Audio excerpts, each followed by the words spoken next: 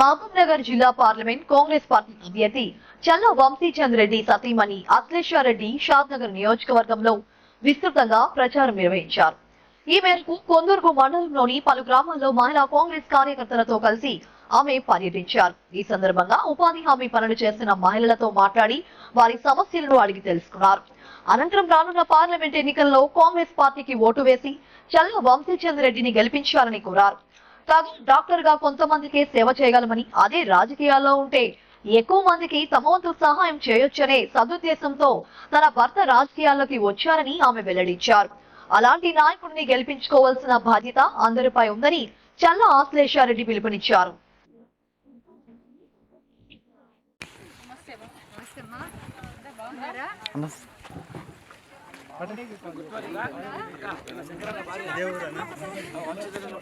తిరుగుతున్న ఆకలి అయితే ఏం చేస్తాం చెప్పు, పని పడతాం, అందరం పని పడతాం.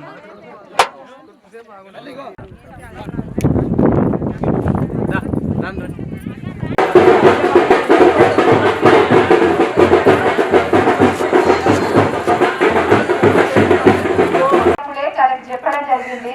అక్క మండలం మొత్తంలో తంగేళ్లపల్లి మనకి హైయెస్ట్ లీడ్ ఇచ్చింది అక్క. 346 ఇచ్చిన గ్రామం ఇది అని చెప్పినప్పుడు తను చాలా సంతోషపడ్డది. అప్పుడు నాకు అర్థమైంది, నేను వచ్చినప్పుడు అందరు కూడా చాలా మంచిగా నవ్వుకుంటూ మా కోసం వెయిట్ చేస్తున్నప్పుడు అప్పుడు నాకు అర్థమైంది, మీ అందరికీ కూడా కాంగ్రెస్ పార్టీ అంటే శంకరన్న అంటే ఎంత అభిమానం ఉంది మీ మనసులలో అనేది నాకు అర్థమైంది అక్క. ముఖ్యంగా ఈ గ్రామానికి సంబంధించిన యువత, మీరందరూ ఈ గ్రామం వాళ్ళేనా? అందరూ కూడా వచ్చే ఎన్నికల కోసం మనం ఏవైతే ఎన్నికల ప్రచారాల కోసం ఇచ్చిన టీషర్ట్స్ ఉన్నాయో ఆ టీషర్ట్స్ అన్ని వేసుకొని మాకు ఘనంగా స్వాగతం పలికినందుకు అందరికీ కూడా పేరు పేరున ధన్యవాదాలు. మీ అభిమానంతో తడిసి ముద్దయిపోయిన ఇదే నాకు పెద్ద హామీలా కనిపిస్తుంది. ఇంకోటి ఏంటంటే సంతోషకరమైన విషయం ఏంటంటే ఊరి బొడ్రాయి దగ్గర ఇక్కడ కూర్చొని మాట్లాడే అవకాశం మీరందరూ కల్పించినందుకు అందరికీ కూడా ధన్యవాదాలు. బొడ్రాయి ఎదురుగా నిలబడి మాట్లాడాలంటే ఒక అర్హత ఉన్న వాళ్ళైతేనే, దేవుడంటే భయం భక్తి ఉన్న వాళ్ళైతేనే ఇక్కడ నిలబడి మాట్లాడగలుగుతారు. ఆ ధైర్యం నాకు ఎక్కడిది అంటే నా భర్త నిజాయితీ పరుడైన వంశీచంద్ రెడ్డి మోసం అనే మాటకి కూడా అర్థం తెలియని నా భర్త వంశీచంద్ రెడ్డి నాకు ఇచ్చిన ధైర్యం. 20 ఏళ్లుగా మామూలు మధ్యతరగతి కుటుంబంలో, ఒక రైతు కుటుంబంలో పుట్టి కేవలం వాళ్ళ నాన్న రెక్కల కష్టంతో కష్టపడి చదువుకొని మీరు మీ బిడ్డలు ఎట్లయితే కష్టపడి చదివిస్తున్నారో మా అత్తమామ కూడా మా ఆయనని అట్లా చదివించి డాక్టర్ని చేసి ఎంతో కష్టపడి డాక్టర్ చదువు చదివి ఇప్పుడు నిలబడే అభ్యర్థి నా భర్త ఒక డాక్టర్ చదువు చదివి ఆయన ఆ డాక్టర్ చదువుతోటి నేను కేవలం కొంతమందికే నేను సేవ చేయగలుగుతా, నా జీవితం మొత్తం కలిపి కూడా ఒక కొన్ని వేల మందికి మాటూ 1,00,000 మందికి నేను సేవ చేయగలుగుతా. కానీ ప్రజాసేవలోకి వస్తే, రాజకీయాలలోకి వచ్చి మనం చట్టాలు చేసి ప్రజలకు సేవ చేయగలిగితే కొన్ని కోట్ల మందికి కూడా మనం న్యాయం చేసిన వాళ్ళమైతాం అన్న ఉద్దేశంతో ఆయన అటువంటి చదువుని కూడా వదిలిపెట్టి ఇక్కడికి రాజకీయంలోకి వచ్చి ఒక్కొక్క మెట్టుగా ఎన్నో వెన్నుపోట్లు, ఎన్నో కష్టాలు, ఎన్నిటినో ఆయన అధిగమించుకుంటూ ఈ రోజు మీ ముందరికి ఎంపీగా పోటీ చేయడానికి నిలబడ్డాడు.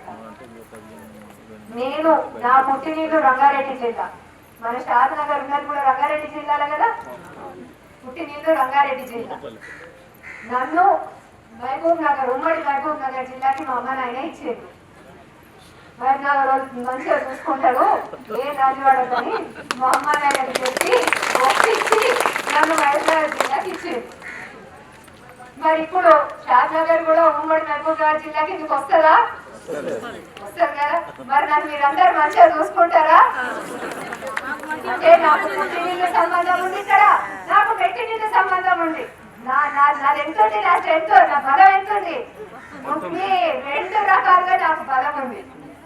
కాబట్టి మీరందరూ కూడా ఇక్కడికి వచ్చి నన్ను నా భర్తని ఆశీర్వదిస్తున్నందుకు అంటే నేను నవ్వు ముఖాలే చెప్తున్నాయి. ఆయన మీరు రేపు రాబోయే ఎన్నికలలో ఓట్ల రూపంలో ఆయన ఎట్లా ఆశీర్వదించబోతున్నారు అనేది నాకు మీ నవ్వు ముఖాలే చెప్తున్నాయి.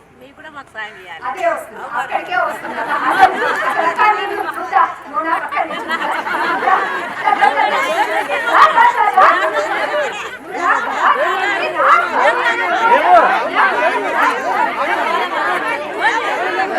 నా గురించి పరిచయం చేసుకున్నా, మీ కష్టం నేను తెలుసుకోవాలి కదా. ఏం పేరు కదా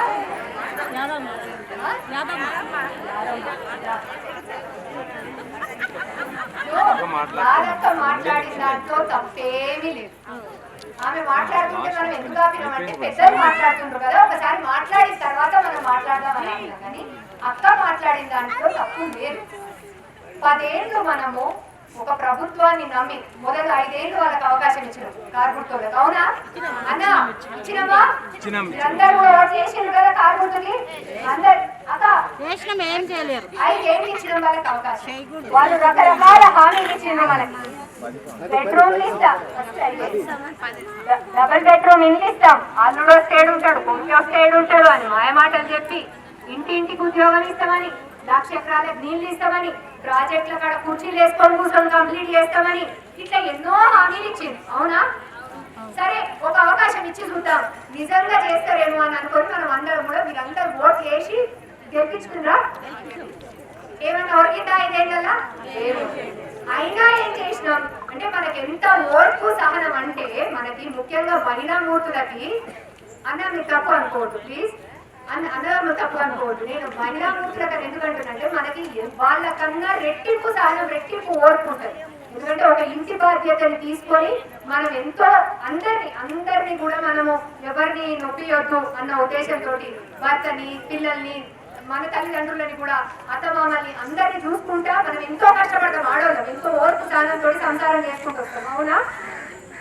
అదే ఓర్పు సహనంతో మనం ఏమనుకున్నాం, సరే 5 ఏళ్ళు ఇచ్చినాం, ఇంకో 5 ఏళ్ళు ఇచ్చి చూద్దాం, వీళ్ళకి ఇంకొక 5 ఏళ్ళు ఇచ్చి చూద్దాం, చేయకపోతాడా అన్న ఉద్దేశంతో మళ్ళా అవకాశం ఇచ్చిండ్రా?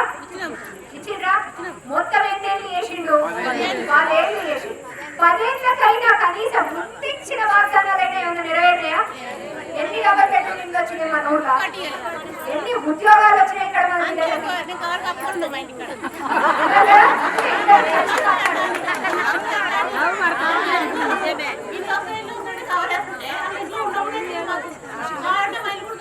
మరి ఇది ఎంత బోసక్క, ఎంత బోసక్క చెప్పండి. అవునా? కష్టపడేటోకే దాని విలువ ఏందో తెలుస్తుంది. ఇక్కడ నించొని మైకాదుకొని ఉపన్యాసం చెప్తే కాదు, ఆ కష్టం విలువ అక్కడ ఉన్నోళ్ళకి తెలుస్తుంది. 10 ఏళ్ళు మీరు ఇచ్చింది కదా అవకాశం, ఎంత మోసపడ్డారు.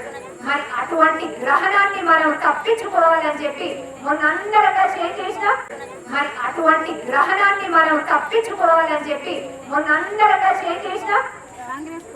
కాంగ్రెస్ కోటేసినాం. చేయి గుర్తు కోటేసి మన ముద్దు బిడ్డ వీర్లపల్లి శంకర్ అన్నని, మరీ ముఖ్యంగా ఈ ప్రాంతం నుంచి భారీ మెజారిటీ ఇచ్చి శంకర్ అన్నని గెలిపించుకున్నాం. కాంగ్రెస్ ప్రభుత్వం సాధించుకున్నాం. ఇంకోటి ఏంటంటే మనకి ఇంకొక అదృష్టం ఏం కలిసి వచ్చిందంటే మన జిల్లా వాసి ముఖ్యమంత్రి యనుమల రేవంత్ రెడ్డి అన్న మనకు ముఖ్యమంత్రి అయ్యింది. అంటే పెద్ద పీట మీద కూర్చునేట ఆయన కూడా మన ఆయనే. అంటే ఇక్కడ మనం ఒక్కటే గమనించాల్సింది ఏంటంట, వద్దు అనుకొని మనం తల చెయ్యి కలుపుకొని మనం ఒక గూడు కట్టుకున్నాం. కాంగ్రెస్ ప్రభుత్వం అనే గూడు కట్టుకున్నామా? అందరం కలిసి కట్టుకున్న గూడుని దానికి 3 నెలలు కూడా ఎండి అది గట్టి పడక ముందే కూల్చేద్దామా? చెప్పండి అక్క, మీరే చెప్పండి. కూల్చేద్దామా? కూలిపోదు కదా. మనం ప్రేమతోటి కదా దాన్ని కట్టుకున్నది. దాన్ని కాపాడుకోవాలా లేదా? ఎండకి గాలికి దాన్ని కాపాడుకొని గట్టి పరుచుకోవాలా లేదా? అవునా కాదా అన్నయ్య? కాబట్టి అది గట్టి కావాలంటే కొత్త సమయం పడుతుంది కదా అక్క.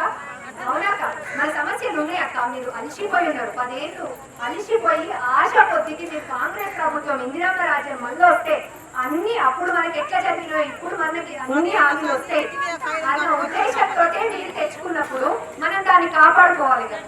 కాపాడుకునే బాధ్యత ఎవరిది? మనదే కదా అక్క, మనదే కదా. కాబట్టి మన ప్రభుత్వానికి రేవంత్ అన్న వచ్చిన 3 నెలలనే 3 హామీలు ఆయన ఇవ్వడం జరిగింది.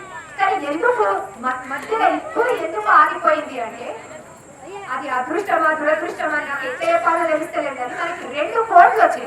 ఒకటి ఎమ్మెల్సీ కోడ్, మన జిల్లాకి ముఖ్యంగా మన జిల్లాకి ఎమ్మెల్సీ కోడ్ వచ్చింది, ఎంపీ కోడ్ వచ్చినందుకు మన ప్రభుత్వం నుంచి వచ్చే పథకాలు ఏవి కూడా మనకి చేరవు, ప్రస్తుతానికి నిలిపివేస్తారు అన్నమాట. ఒకసారి కోడ్ అయిపోయిన తర్వాత మళ్ళా అన్ని కూడా మనం ఎట్లయితే హామీలు ఇచ్చినామో అవన్నీ చేస్తాం. 3 గ్యారెంటీలు ఇచ్చిన ఆయన ఇంకో 3 గ్యారెంటీలు ఇయ్యడాక ఏ గ్యారెంటీ ఏ హామీ ఇయ్యనోడు 10 ఏళ్ళు మనం వాడిని గద్దె మీద కూర్చోబెట్టాం కదా.